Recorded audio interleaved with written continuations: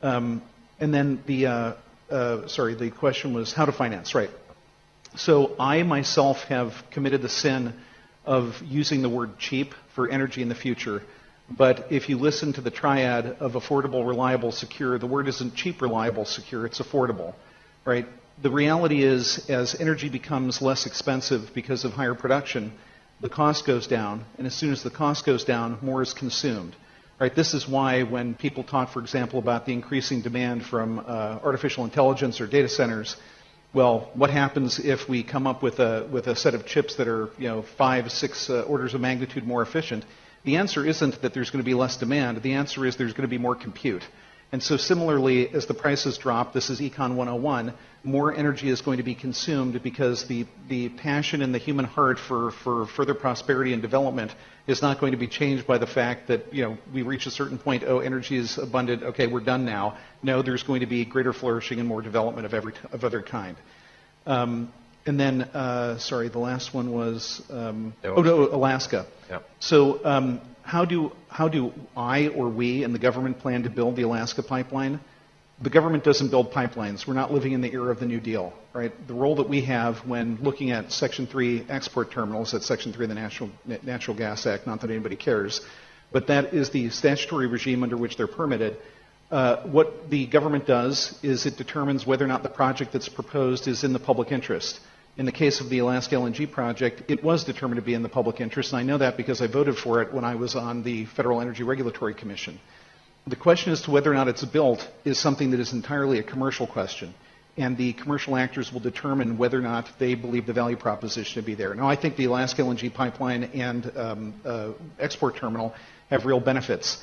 The latency period for cargoes to get from Alaska to Asia is very short. It's a secure transportation route. The reserves in the north part of Alaska are absolutely immense, and once production begins, that is an opportunity to produce an absolutely incredible quantity of natural gas and LNG for export. But we will see. It is not the U.S. government's role to go around commanding the specific creation of infrastructure like this. It's a commercial question. Thank you very much.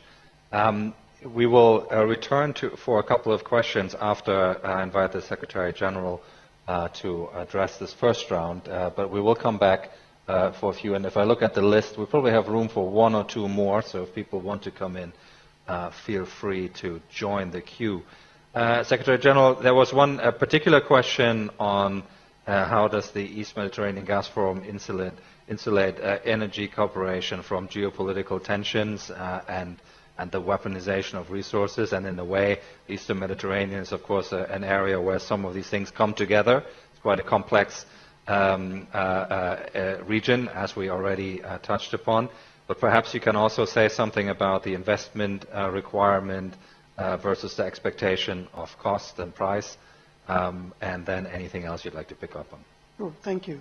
So, yes, definitely, it is complex. Sometimes you cannot just separate geopolitics from energy and from the investments. But to talk specifically about the example about Israel and Egypt and the gas deal, first, there has been a lot of news reports which are not all correct.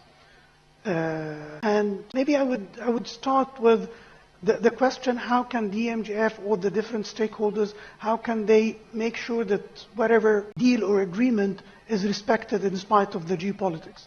I think the main answer would be it has to be win-win. There has to be added value for the different stakeholders.